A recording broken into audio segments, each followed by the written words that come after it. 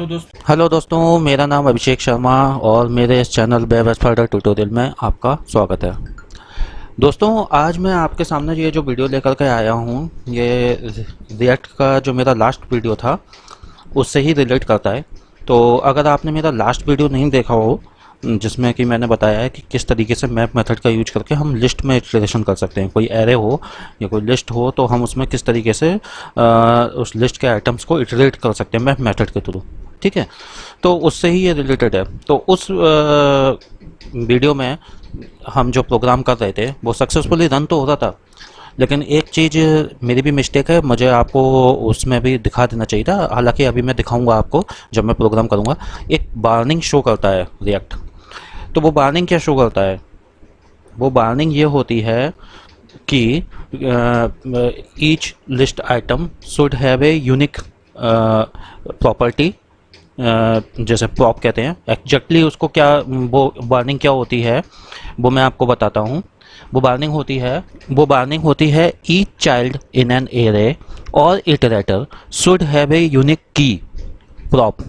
अगर मैं simple word में इसको बोलूँ तो सिंपल वर्ड में ये होता है कि रिएक्ट ये कह रहा है कि जो भी आप लिस्ट को आप इटरेट कर रहे हो, उस लिस्ट में से जो आइटम्स आप इटरेट कर रहे हो मैप मेथड का यूज करके, उस आइटम्स में एक विशेष तरीके की एक प्रॉपर्टी होनी चाहिए। वो मैंडेटरी है, वो होनी चाहिए। और वो प्रॉपर्टी क्या है कि उसके थ्रू रिएक्ट हर आइटम को एक आइडेंटिफाई कर पाएगा कि वो किस सीक्वेंस में उसको ऐड करे, रिमूव करे या अपडेट करे। ठीक है, और उस ही प्रॉपर्टी को, विशेष तरीके की जो प्रॉपर्टी होती है उसको की बोलते हैं, की। ठीक है, तो अब इसकी डेफिनेशन पे अगर हम जाएं तो क्या कह रहा है ये कि की क्या करती है? की हेल्प करती है रिएक्ट को ये आइडेंटिफाई करने में कि कौन सा आइटम चेंज हो रहा है या ऐड हो रहा है या रिमूव हो रहा है। ठीक है, और किस सीक्वेंस में हो रहा है। ठीक है, key should be given to the elements inside the array to give the elements a stable identity. समझे? मतलब क्या है ये? मतलब रिएक्ट यहाँ कह रहा है कि की जो होती है वो हेल्प करेगी कि किस सीक्वेंस में आइटम को ऐड करें, रिमूव करें। ठीक है, और जब भी हम एरे में इटरेट करते हैं, ठीक है, या लिस्ट में इटरेट करते हैं, तो उस समय हमें इस चीज़ का विशेष ध्यान रखना है कि हमें एक इस प्रकार की प्रॉपर्टी देनी पड़ेगी। ठीक है, जिससे कि जो रिएक्ट है वो कंफ्यूज ना हो और उसको मालूम पड़े कि हाँ एग्जैक्टली किस सीक्वेंस में किस आइटम को ऐड और रिमूव और अपडेट करना है। ठीक है, तो इसको यूज करने के कुछ विशेष तरीके होते हैं, तो वो मैं आपको बताता हूँ। The best way to pick a key is to use string that uniquely identifies a list item among its sibling. एक सबसे बेस्ट तरीका ये होता है कि भाई हम सीधे सीधे स्ट्रिंग यूज कर लें। स्ट्रिंग का मतलब यानी कि जैसे मेरी ये एरे है ABC, मैंने यहाँ दिखाया हुआ एग्जाम्पल में। अब इसमें मैं मैप मेथड के थ्रू मैं इसको इटरेट कर रहा हूँ।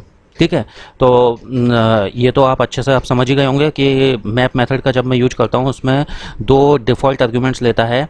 ठीक है, एक तो होता है कि आपका वो एलिमेंट जिसमें कि करंट एलिमेंट आएगा। ठीक है, यहाँ पर कुछ भी लिख सकता हूँ, अल्फ़ा लिखा हुआ है।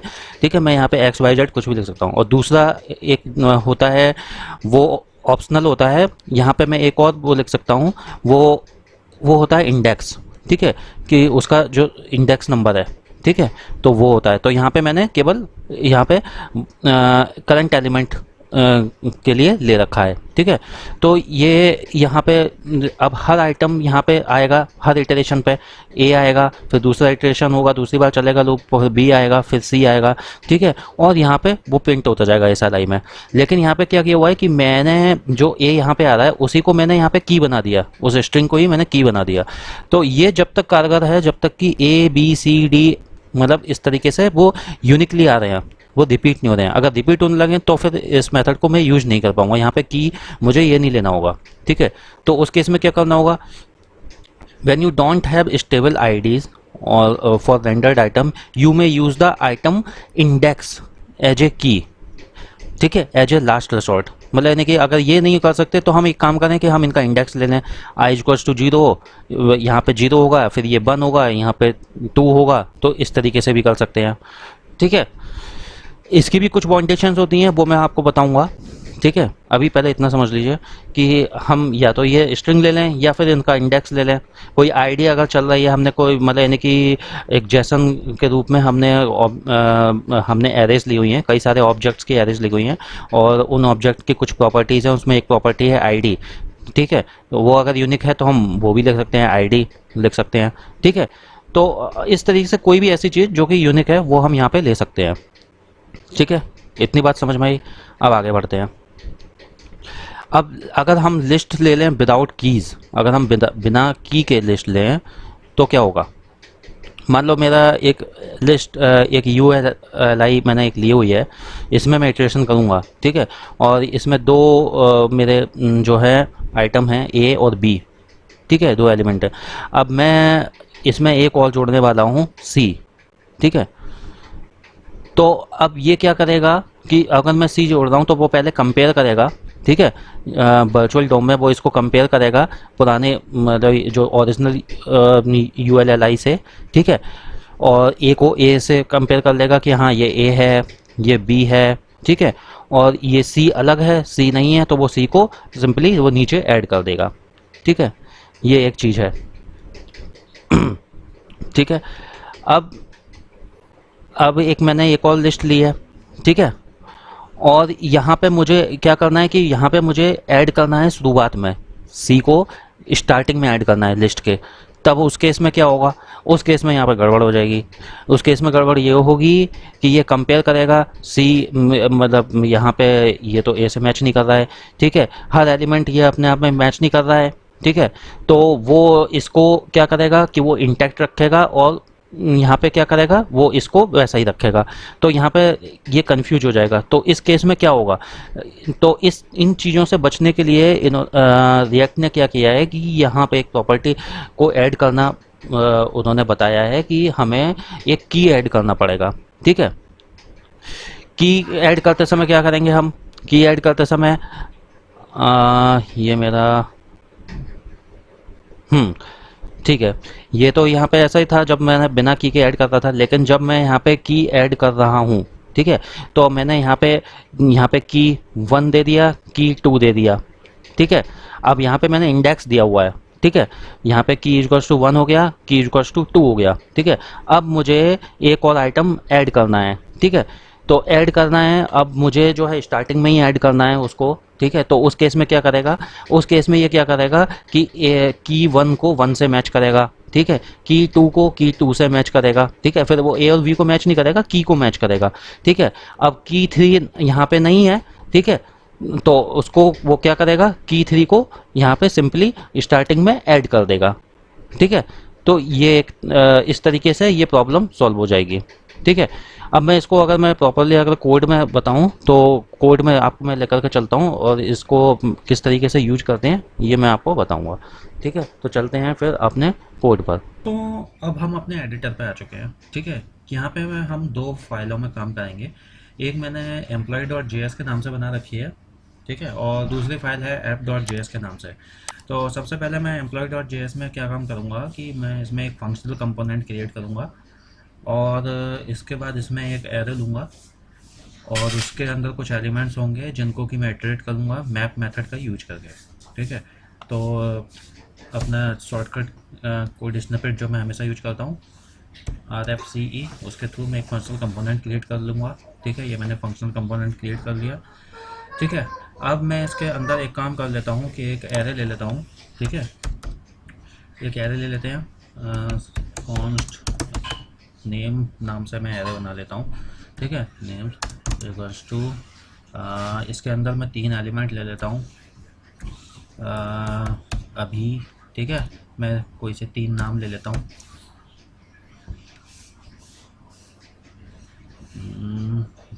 सॉरी, अभी, आदित्य, और ये तीसरा नाम सोनम। ठीक है, मैंने 3 एलिमेंट ले लिए हैं इसके अंदर। अब इनको मैं इटरेट करूँगा मैप मेथड का यूज करके। ठीक है, तो अब इसको मैं इटरेट करता हूँ। ठीक है, मैप मेथड का यूज करके। तो ये नेम्स डॉट मैप, और इसके अंदर मैंने एरो फंक्शन का यूज करूँगा, ठीक है, नेम, और इसको मैं h2 में प्रिंट करूँगा हर एलिमेंट को, ठीक है, h2 ओके, और ये मेरा यहाँ पे भी प्रिंट हो, ठीक है। तो ये होगा नेम, ओके, यहाँ तक कोई प्रॉब्लम नहीं। अब इसको मैं स्टोर कर देता हूँ एक वेरिएबल में, इसका नाम कुछ दे देता हूँ, कॉन्स्ट नेम लिस्ट, ओके, कोई प्रॉब्लम नहीं यहाँ पे। अब इस नेम लिस्ट को मैं यहाँ रेंडर करा लेता हूँ, ठीक है, ठीक है। अब app.js में चलते हैं और इसके अंदर मैं एक काम कर लेता हूँ, एक क्लास कंपोनेंट ले लेता हूँ, ठीक है, क्लास कंपोनेंट बना लिया, ठीक है, और ये नीचे मेरा एक्सपोर्ट डिफ़ॉल्ट है ही, तो यहाँ से बता देता हूँ। अब इसके बाद मैं एक काम करता हूँ, इसमें मैं अपने एम्प्लॉय जो कंपोनेंट बनाया है इसको यहाँ रेंडर करा लेता हूँ, ठीक है। एम्प्लॉय कंपोनेंट को मैं यहाँ रेंडर करा लेता हूँ, ठीक है, और इसके बाद तो एम्प्लॉय को इंपोर्ट करा लेते हैं, import employ from employ MPL, okay. अब इसके बाद हम आउटपुट दे, तो ये हमारा आउटपुट आ गया, अभी आदित्य शौरभ, ओके। तो अब ये आउटपुट तो आ गया, सक्सेसफुली हमारा रन कर गया प्रोग्राम, लेकिन अगर हम इसके कंसोल में चले हैं और कंसोल में जाकर के हम यहाँ पे देखें तो यहाँ पे एक वार्निंग शो कर रहा होता है, जो मैंने आपको बताया था, रिएक्ट एक वार्निंग दे रहा होता है, each child in A list should have a unique key prop, यानी कि इस लिस्ट में, ये जो लिस्ट है इसके अंदर जो भी एलिमेंट हम इटरेट कर रहे हैं उसकी एक अपनी विशेष प्रॉपर्टी होनी चाहिए, जिससे कि रिएक्ट ये प्रॉपरली ये रिकग्नाइज कर पाए कि उसको किस एलिमेंट को एक्चुअल में उसको अपडेट करना है, किस सीक्वेंस में अपडेट करना है, या उसको एडिट करना है, रिमूव करना है, जो भी है, तो किस सीक्वेंस में रेंडर करना है। तो उसके लिए एक यूनिक उसकी एक प्रॉपर्टी होनी चाहिए जिसको कि की कहेंगे, ठीक है। तो अब यहाँ पे की क्या हम दे सकते हैं, तो की के लिए हम अगर मैं चाहूँ तो यहाँ पे सिंपली मैं स्ट्रिंग भी दे सकता हूँ की, अगर मैं चाहूँ तो इसको मैं सिंपल अगर यहाँ पे मैं देना चाहूँ तो यहाँ पे मैं इसको दे दूँ नेम, ठीक है, और फिर इसके बाद अगर मैं देखूँ तो अब यहाँ पे कोई भी वार्निंग नहीं दिख रही है, ठीक है। तो क्योंकि ये जो है अभी यहाँ पे आया, यहाँ पे आया, और ये अभी ये यहाँ पे आया और यहाँ पे प्रिंट हो गया, ठीक है। मतलब ये सिंपली जो है, जो भी हैं अभी एक ही है, आदित्य भी एक ही है, सोनम भी एक ही है, तो इसमें इसको यूनिक मिल रहे हैं। लेकिन अगर मैं यहाँ पे एक काम करूँ कि अभी को मैं रिपीट कर दूँ, ठीक है, तो क्या होगा, हाँ, encounter two childrens with the same key अभी, ठीक है, की शुड बी यूनिक, ठीक है, मतलब यानी कि एक ही नाम के, अभी नाम के, उसको दो चिल्ड्रन मिल रहे हैं, जबकि की होनी चाहिए unique, so that components maintain their identity across subjects, ताकि कंपोनेंट्स की जो आइडेंटिटी है वो मेंटेन रहे। Non unique keys may cause children to be duplicate and or omitted, the behavior is unsupported and could be changed in a future version, ठीक है। यानी कि जो नॉन यूनिक की होती हैं वो उसकी वजह से चिल्ड्रन वो डुप्लीकेट हो सकते हैं और इस तरीके से वो ओमिट हो जाएंगे, मतलब कि वो उनके बिहेवियर में कुछ अनसपोर्टेड होगा, ठीक है, अनरिकग्नाइज्ड हो जाएगा, ठीक है, फ्यूचर वर्जन। तो ये उसने यहाँ पे एक हम लोगों को एक वार्निंग इशू करी है, ठीक है।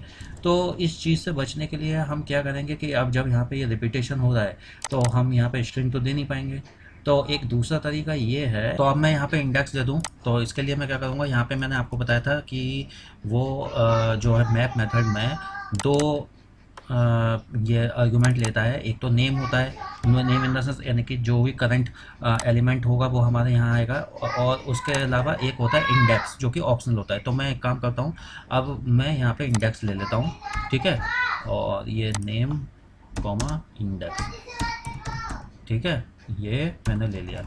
और मैं यहाँ पे इस इंडेक्स को एज ए की यहाँ ले लेता हूँ, ठीक है। और इसको मैं शो करने के लिए आपको दिखा देता हूँ यहाँ पे DEX इंडेक्स, ठीक है। हाँ, अब आप देखिए यहाँ पे 0 1 2 3 इंडेक्स आ रहा है, और यहाँ पे आप देख रहे हैं कि यहाँ पे कोई भी वार्निंग इशू नहीं हो रही है, ठीक है। तो इस तरीके से हम इंडेक्स का भी यूज कर सकते हैं, ठीक है। तो इस तरीके से दोस्तों, अब आपने देखा कि किस तरीके से हम की का यूज करते हैं, यानी कि हम स्ट्रिंग भी ले सकते हैं, और अगर स्ट्रिंग नहीं ले सकते तो हम इंडेक्स भी ले सकते हैं, ठीक है। तो इस तरीके से की का हम यूज कर सकते हैं, ठीक है। अब एक काम करते हैं कि मैं आपको एक कंक्लूज़न मैं इसका पूरा दे देता हूँ इस वीडियो का, इस टॉपिक का, कि मतलब इसमें हम और क्या क्या कर सकते हैं। हाँ, एक चीज़ और मैं आपको यहाँ पे बताना भूल गया कि ये जो हम यहाँ की दे रहे हैं, इसको मैं एज ए प्रॉप अपने कंपोनेंट में पास नहीं कर सकता, ठीक है। एज ए प्रॉप में अपने कंपोनेंट में पास इसको नहीं कर सकता। अगर करना है इसके लिए तो मुझे इसके लिए अलग जो है अलग प्रॉप लेना पड़ेगा, ठीक है, अलग डिफाइन करना पड़ेगा, तब मैं इसको एज ए कंपोनेंट पास कर सकता हूँ। की को मैं एज ए प्रॉप पास नहीं कर सकता हूँ, ठीक है। तो फिर चलते हैं अब अपने कंक्लूजन पर, ठीक है। हाँ, तो दोस्तों अब कंक्लूजन पे आते हैं। कंक्लूजन ये है कि देखिए, make sure every item in the list has a unique की, ठीक है। हमें मतलब हमेशा ये पहले मेक श्योर करना पड़ेगा कि जो भी हम की बना रहे हैं वो बिल्कुल यूनिक है कि नहीं है लिस्ट में, ठीक है। It is preferred to not use indexes as a key unless you know for sure that the list is static list, no addition reordering removal to the list. यानी कि इंडेक्स को जब ही लेना चाहिए एज ए की जब तुम्हें ये कंफर्म हो कि जो लिस्ट है, वो जो मतलब यानी कि जो इंडेक्स है वो मतलब एक स्टैटिक लिस्ट है कि नहीं, मतलब यानी कि उसको आगे हमें उसको एडिशन या रीऑर्डरिंग या हमें रिमूवल ये इस टाइप का कुछ तो नहीं करना। अगर स्टैटिक है तो सही है, ठीक है। अगर नहीं है तो फिर हमें कोई ऐसी चीज़ जो दूसरी हमें आईडी हो या इंडेक्स या स्ट्रिंग ही है, अगर वो यूनिक हो है तो हम वो ले सकते हैं। Never use unstable keys like Math dot random to generate a key. कभी भी अनस्टेबल कीज जैसे कि मैथ डॉट रैंडम है, ठीक है, ये फिक्स नहीं होती है, रैंडम है, तो इसको अनस्टेबल है तो इसलिए अनस्टेबल रिजल्ट दे सकती है, इसलिए इसको कभी यूज़ नहीं कर सकते हैं की के लिए।